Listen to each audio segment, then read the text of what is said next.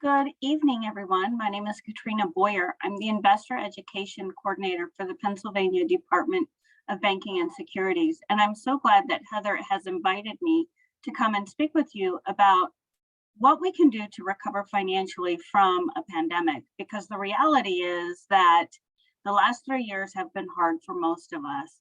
And when we experience those hardships, sometimes that can negatively impact our financial situations, whether we've lost jobs, had added expenses that we weren't anticipating, whatever those things are. The reality is it's important that we're able to move forward from here. So today we're going to be covering sort of, what is it that we can do to recover from a financial setback? And then we're going to talk about how can we continue this journey of staying on track, and then what can we do to avoid future setbacks? Because the reality is that at some point in our lives, there are bumps in the road. It's just the way life is. So we'll cover some things about how to move forward from there.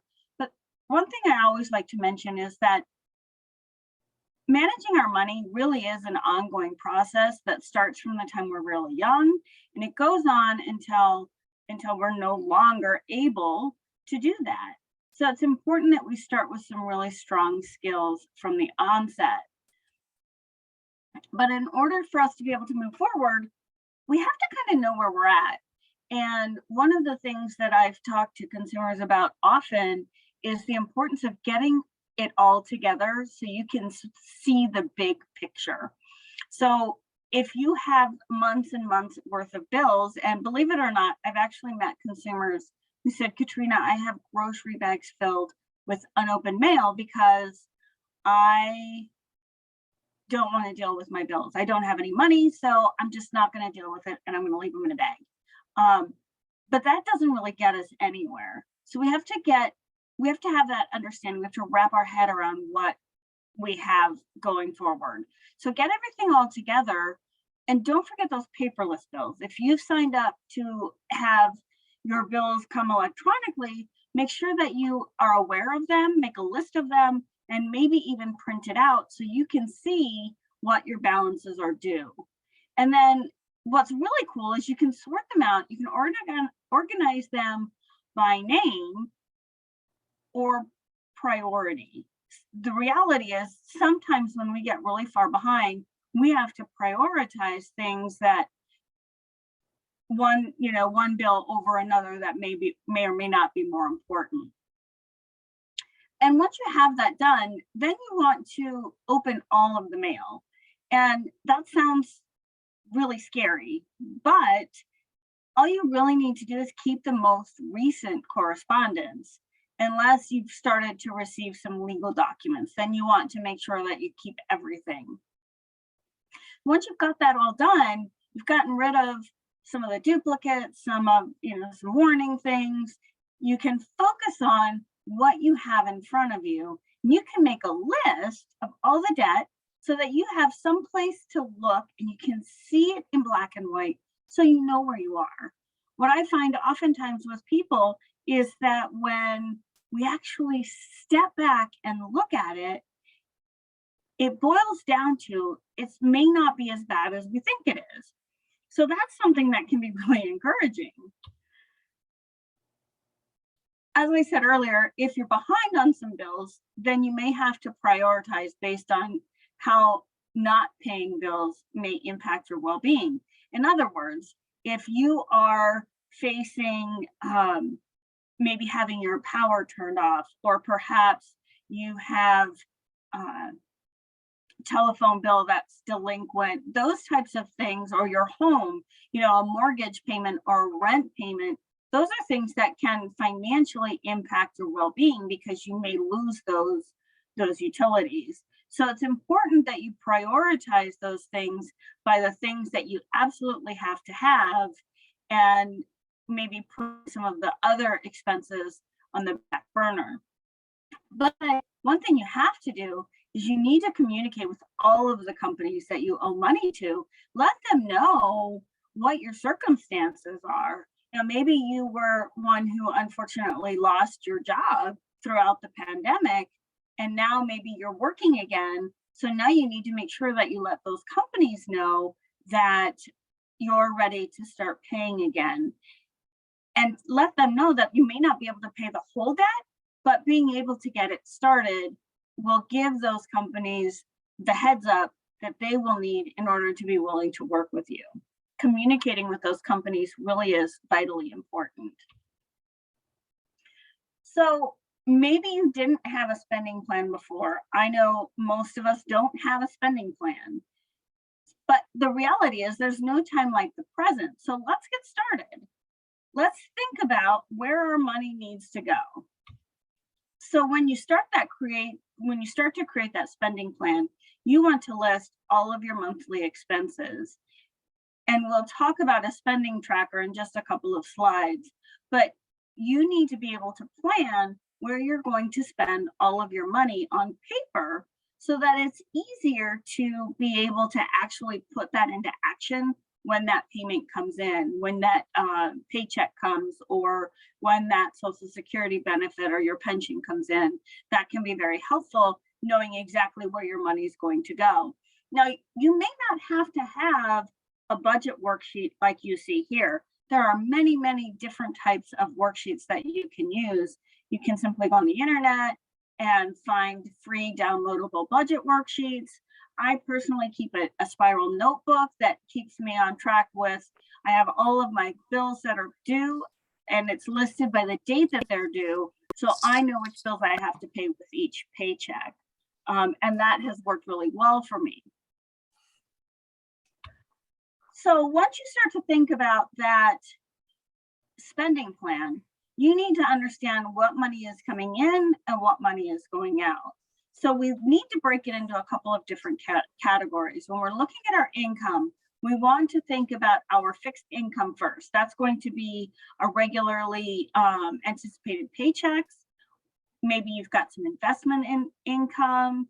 Maybe you're getting child support. Maybe you've got a pension or a military retirement, Social Security, those types of things. Anything that you can depend on to come on a regular basis for the long-term foreseeable future would be considered your fixed income. A variable income, and we're going to talk about ways that we can sort of increase some of our income by maybe having a yard sale or taking up a hobby that allows you to sell those things that you create in order to make some extra money. And then sometimes you get a one-time bonus like we saw with the stimulus money. That's variable income. And when you know what's coming in, it's important that you add that into your budgeting and you plan exactly where that money is going to go as well. So then we want to look at expenses. We need to look at fixed expenses, just like we looked at fixed income, our housing, our car payment and insurance. If you have young children and you have to pay childcare, that can be a really big chunk of money. I know I have a brand new grandbaby in Ohio, and my son and daughter-in-law have 5 children together. The reality is they end up paying more in childcare than she would make. So that's something that you have to consider. Notice though that savings is on the fixed expense. And we do that intentionally because we want to make savings a priority. Even if it's just $5 or $10 a month, we need to make that what we consider a fixed expense so that it becomes habit. And as we start to get into a better financial place, we can hopefully increase what we're putting into savings. So when we look at variable expenses, we're going to look at utilities because, in the summertime, we may not be using as much fuel oil because, well, we're running the air conditioner. In the wintertime, our electric bill may go down because we're using fuel oil. So that's going to be what is considered a variable expense. Groceries and entertainment is also variable. The reality is when we think about it, we've got holidays that come up. So we're going to spend more on groceries because we tend to wrap holidays around food and what we're going to be eating. So that's why we consider groceries and entertainment a variable expense. And then our credit cards, because they will ebb and flow in their balances, are also considered variable expenses. So it's important that we understand where our money is going. And when we put it all in that budget worksheet, if we find that we need to increase our income, some things that we can do are maybe take on a part-time job. If you're trying to increase your income through the pandemic, maybe you want to change your withholdings for your taxes. Just be prepared. If you change them too much, you may find yourself owing. So that's something that you really have to consider. Another option would be a side business where maybe you've got a special hobby or special skills. I am always amazed at, when I go to craft shows, I'm amazed at the talent that other people have, because I love to color, but it's hard for me to stay in the lines. So I am always impressed by those people who are so crafty that they can make a craft that the public is willing to purchase. So that could be a side business. Or maybe you have special skills. Maybe you're really good as a seamstress and you can do alterations. Another option is to have a yard sale, or maybe even list things on some of the different online sale platforms.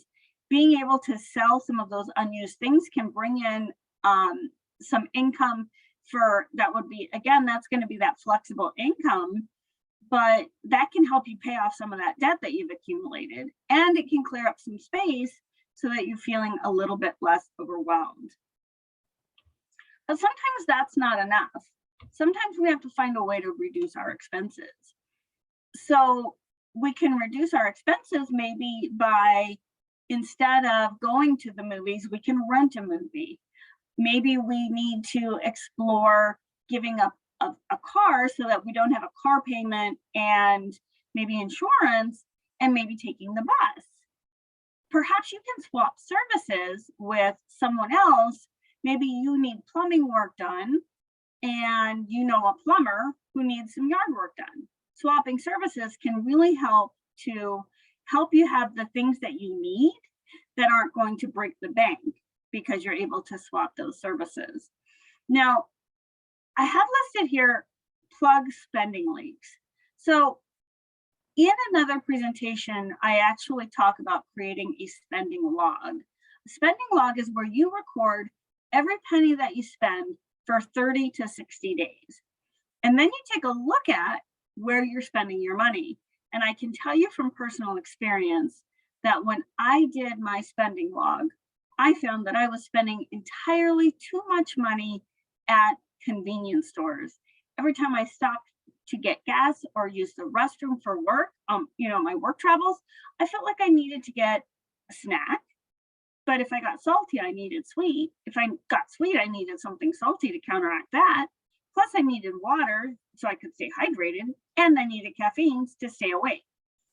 What I found was I was spending hundreds of dollars at convenience stores, and by just stopping that and buying at a regular traditional store and bringing my own on the road, I saved a couple $100s every month. So while we say that reducing expenses can help, it doesn't necessarily need to be a bad thing. Sometimes just understanding where our money is going can help us to figure out where we can save so that we can do what we need to do to move forward. Now, sometimes the reality is that the money just isn't there. So once you've made out your spending log and you've taken a look at what you owe and what you've got coming in, sometimes that just doesn't balance out. If you've already made cuts where you could, adjusted some of those variable expenses, you've done the best that you can and trimmed back all that you can, at some point, you may have to actually reach out to those creditors and let them know that you're struggling, but you're on your way to doing better. And so when you start to reach out to those creditors. It's really important that you're prepared to talk to them about certain things, and it's going to feel uncomfortable. When you think about reaching out to someone, the last thing we want to do is be open and honest about what our current financial situation is. But if we're not, the company may not be able to see that this is temporary, and they may not be as willing to work with you. So you need to be prepared to provide that kind of information. You also want to be able to talk about, is this going to be a 6-month thing, or are you anticipating that this is going to be your new income levels? And then you're also going to need to be able to provide proof of that current financial information. And you have to provide all of your sources of income and expenses. It's going to be uncomfortable, but this is the way that your creditors can determine what type of repayment plan they're willing to make available to you. This is the only way that you can sort of get through that and be able to come out on the other end. While you're working with the company, make sure that you keep a notebook and take notes. Make sure you know who you talked to, what the date and time was, and any other details. So maybe you can, make a list. I talked to this lender about my mortgage, and this is what we talked about. We talked about our income. We talked about, some ways that we may be able to get back on track. And as you're talking to them, ask questions. Make sure that the person that you're talking to is aware that you have every intention of doing what you need to do in order to keep in order to make those payments whole again. And then ask questions about what your options may be. Again, if you show that desire, it can be really helpful. But make sure that you stick with whatever agreement you may make. If you tell your mortgage lender that you're going to pay $750 a month for the next 3 months, make sure that you have the ability to do that. Because the last thing lenders want to do is get you into a repayment plan, and then suddenly you have something else that is going to interfere with your ability to make those payments. So make sure that you stick to that agreement to the best of your ability. As you start to get those past due bills caught up, because it's going to take a while, but you're slowly but surely chipping away and you're getting caught up. Make sure that you're very careful and intentional about moving forward. You just paid off, say, $5,000 with a credit card debt. The last thing you want to do is go out for a big party and celebrate that you paid off that credit card debt and end up with $2,000 or $3,000 back on your balance. That's one of the things that we have to be really careful to avoid. And so I mentioned the spending plan. It's important to understand where your money is going. Like I mentioned, my situation where I had a habit of going to convenience stores. And I'm happy to send this document to Heather because it helps for us to see where our money is going by recording every penny that we spend. It doesn't count if you write down that you withdrew $40 from the ATM machine. We need to see where you spend that money. So you want to keep track of the date, the way that you paid, whether you paid with your debit card, PayPal, Venmo, maybe you paid cash, maybe you wrote a check, and who did you make it to? And then you need to categorize that. Where does that fall in that list of different types of expenses that I talked about? Is it a household expense? Is it a car expense? Is it for where you live?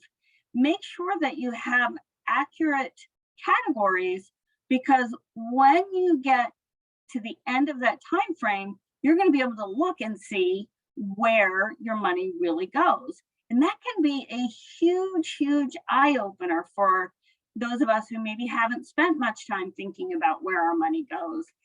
I know my husband and I have really bad habits of going to Costco and seeing something that's a great deal and we have to have it, and we swipe that card and then we don't think about it again. Well, suddenly our credit card bill is much higher than we thought it was, and that's because we didn't keep track of our spending. So it's really important that we do that. It can be very helpful in helping us to get on track with our spending. Once we have that budget, we want to believe that we're going to be on this nice, straight, flat road forever. But the real life story is that doesn't happen, does it? The real life story is it's going to be an uphill. We're going to be going uphill, downhill. We're going to be taking some hairpin turns. Things are going to come up that are going to throw us off track. So make sure that you're prepared for that. So you're on your way to recovery. What are some things that you may be able to do so that you're better prepared for the next bump in the road? Maybe, maybe God forbid there would be some weather emergencies or things of that nature. We just get over one hurdle and now we're facing another. So it's important that once we're getting through this phase and we're getting back on track, then we stop to think about what can we do to be better prepared. So building an emergency fund, we hear it all the time, but the reality is, and I was just reading, 56% of Americans wouldn't be able to cover $1,000 expense without borrowing money in a very short amount of time. So building that emergency fund is going to help us to be able to do that. But it's important that we understand, I don't have to start building my emergency fund by putting hundreds of dollars in my account every month. You can start really small with $5 or $10 a month. Keep your money separate from your other money. So maybe open a savings account. And sometimes my husband and I have actually set a savings account that's at a completely different institution. It's at a different bank that we don't use, except for our savings. That's a really great way where I'm not tempted to, oh, there's this great pair of shoes that I want to buy. Let me just transfer this money and I'll put it back on payday. That's really easy to do when we're talking about having savings. So making sure it's in a completely different institution really does help. Another thing that we can do is find ways to save some extra money, whether that's throwing our change at the end of the day into a bucket, or whether you decide, okay, for the next 60 days, I'm not going to spend any $1 bills. When I get a $1 bill, I'm going to tuck it away and I'm going to put that in my emergency savings. Years ago, when my children were young, I did that. And I stopped spending any $1 bills. And within about 9 months, I had enough $1 bills that I was able to take my kids to the beach for the weekend. So it really does add up. We may think it's $1 here or $1 there, but that money does add up. So we need to find different ways that we can save. And then, are there expenses that we can maybe opt out of? I know a lot of people spend a couple $100s on cable TV, but they don't even watch it anymore because they have Netflix and Hulu and Amazon Fire Stick or whatever it is. So maybe if that's you, maybe it's time to look at cutting back on some of those things. I know a lot of people are really starting to ditch their cable completely because there's so many other streaming sources for entertainment.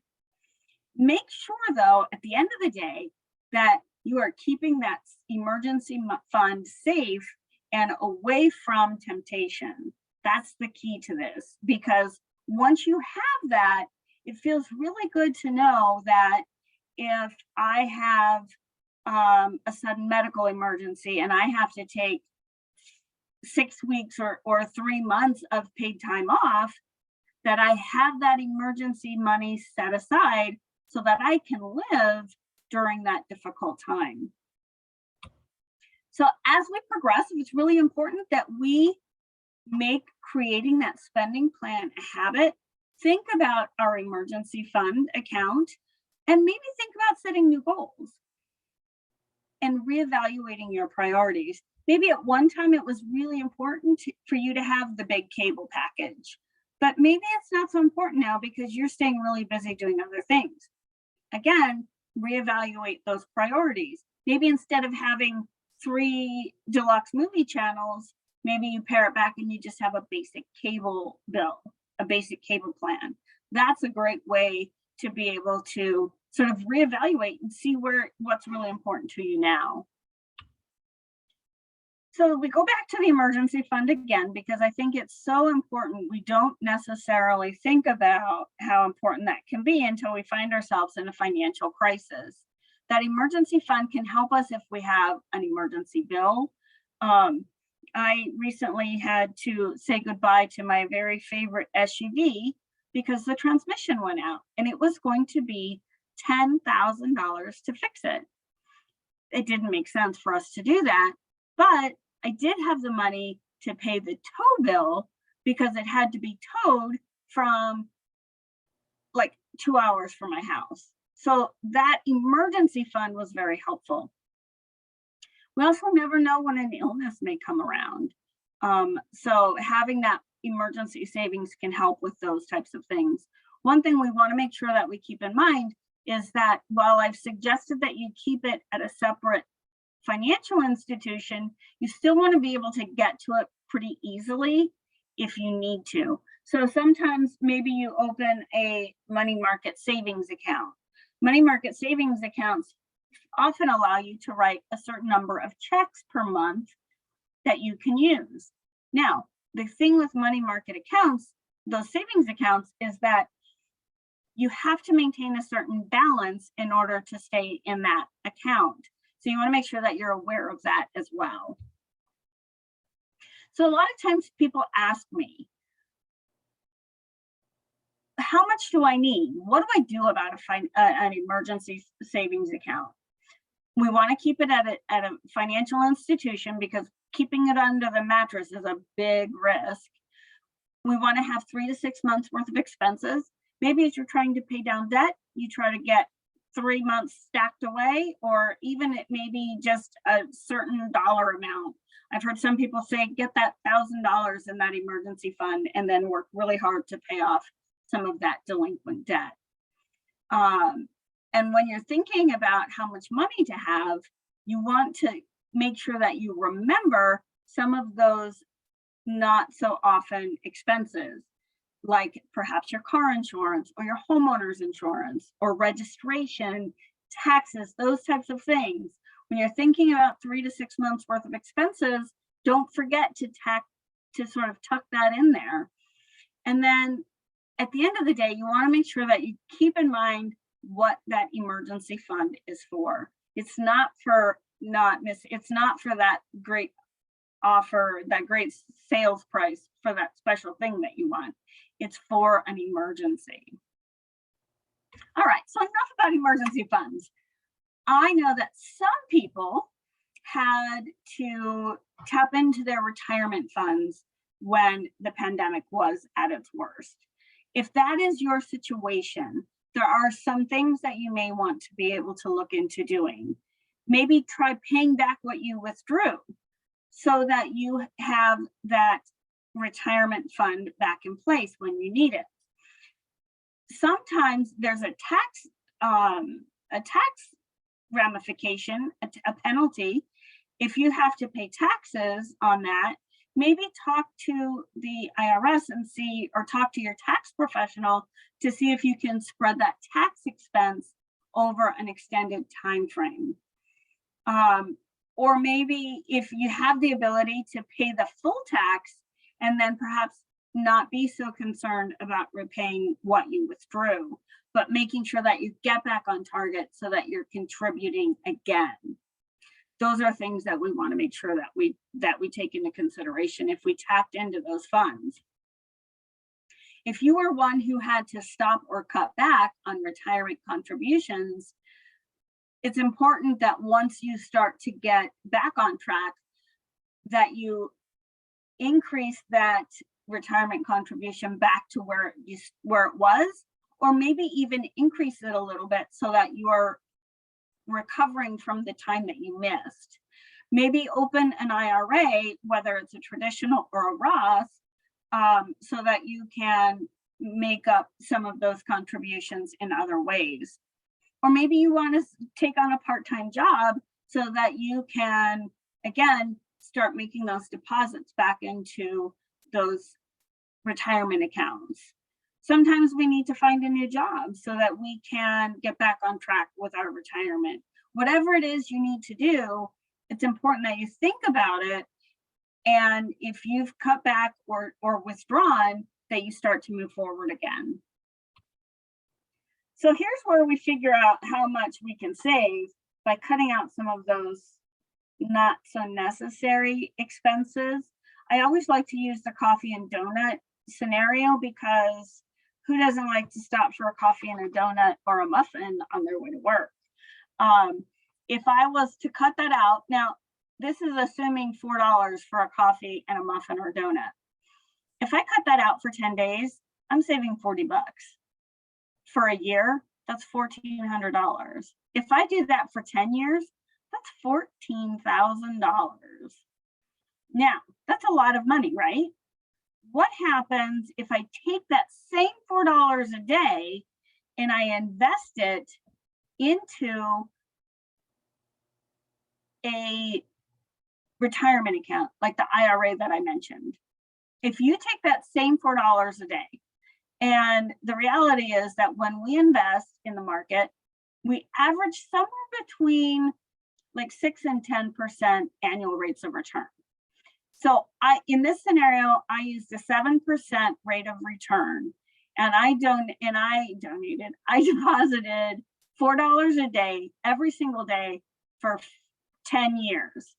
Remember, I had $14,600 if I just stuck it in a mattress somewhere and didn't earn anything. If I take it and invest it, I can earn $21,000. So my $14,000 is going to grow by almost $7,000 in 10 years. Which would you rather have? $14,000 or $21,000? And if we increase that $4 a day a little bit every year, that's going to even be more. And I want to tell you a little story. So my daughter got married 5 years ago, and my husband and I decided that she gave us about a 2-year time frame. We wanted to give her a certain amount of money to help pay for the expenses of her wedding. And we figured out what we would need to put away. So between the two of us, we needed to deposit $50 out of every pay into the wedding savings account. And that worked out really well. And the reality we found was that we didn't necessarily miss that $50 every pay. So not only were we able to give my daughter the money that we planned to give her, but after she got married, we decided we wanted to take a cruise. And since we hadn't missed that money, we continued to put that money in that account. And in about 2.5 years, we paid cash for our vacation. We took a 7-day cruise, had all the spending money, everything was in that account. So my point is that if we can start to make doing these things a habit, you'll be surprised at how much further whatever you have left over can go when you're careful and intentional about how to spend the money. All right, so if you are willing to take on this challenge of depositing $4 a day into an account, you might get to the point where it's time to hire a professional. So you want to make sure that you have a list of what you're looking for. You want to think about your age. Are you 25 or are you 45? What are your current financial circumstances? Are you caught up? Do you have your emergency fund in place? Those types of things can help determine what kind of professional you need. And then you need to think about your goals. Where do you picture yourself in however many years? If you're really young and you're thinking about retirement, maybe you want to envision yourself in 25 or 30 years. And then you want to think about how much work you want to put into saving for your financial future. Are you a person who wants to set it up and let it go and not think about it? Or are you the type of person who wants to research stocks and funds and make a decision on which stocks you want to buy? Because there are there are many different types of financial professionals. Today, we're going to talk about two. An investment advisor is a person who's going to give you investment advice.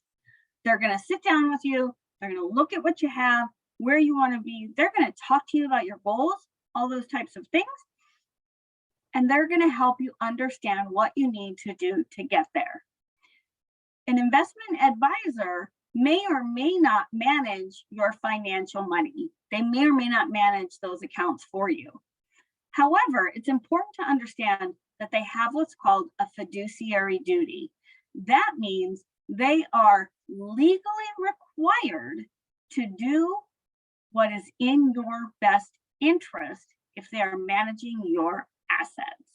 It's important that we understand they are required by law to do what's right. A broker dealer or a stockbroker is the person that we see on TV who's buying and selling securities on someone else's behalf. They're basically a middleman. They connect people who want to invest their money to the actual investments that they're able to purchase.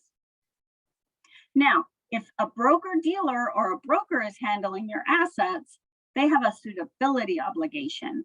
That means that if they're considering, let's say, 3 different investment opportunities, and one of them is absolutely spot on right for you, and the other 2 are suitable, but they may not be the best for you, they have an obligation to put you into an investment that is suitable. Sometimes broker dealers get kickbacks if they have their clients purchase XYZ stock. If it's suitable, it's okay for them to do that. So it's important that we understand the difference between fiduciary and suitability. And it's important that we understand that we can ask our professional that. And I have some resources that I will provide you with for some other recorded sessions that we've done talking about those types of things. Before you decide what to hire, you want to make sure that you investigate the person that you are considering using. We call it investigate before you invest. You can go to brokercheck.finra.org and you can type in the name of the professional and the city or state that they live in, and you can actually see their history. You can make sure that they're licensed. You can tell if they've had actions taken against them. Those are all really important things to understand about your investment professional before you give them your hard-earned money. So make sure that you do that. So as we step back and think about all the things that we've talked about, managing our money really is this ongoing process. It never ends until we cease to exist. We want to evaluate what we're doing on a regular basis. We want to make sure that we are prepared for those bumps in the road, those hairpin turns, and all the things in the middle. And don't be afraid to go back to the beginning if you need to, because we all sometimes have to reset ourselves. It's easy to get carried away and let our finances get out of control. Just remember the things that we talked about early on in today's session and go back there and start fresh if you need to. It's okay to do that. I do want to tell you about some resources. My Office of Consumer Services are available during regular business hours, Monday through Friday, 8 to 5, and they're happy to answer any questions that you may have pertaining to the companies that we regulate, which are banks, credit unions that are under state jurisdiction, mortgage lenders, check cashers, pawn shops, car dealerships, and money transmitters are all licensed by my office, and mortgage lenders, originators, and servicers are all under our jurisdiction. So if you're experiencing hardship in paying your mortgage payment, making your car payment, if you call our office at the 800 PA banks that you see here, we may be able to help you to mediate between you and the lender in order to get you headed in the right direction. We also have our website, dobs.pa.gov. We have a ton of resources available under our publications tab. You can also check out the Consumer Financial Protection Bureau. That's a federal agency at consumerfinance.gov. And then the Securities and Exchange Commission is a great resource if you're starting to think about investing for your long-term future. Finally, I do want to provide you with some of the other resources that I use frequently online. Investopedia.com, Kiplinger.com, and moneyunder30.com.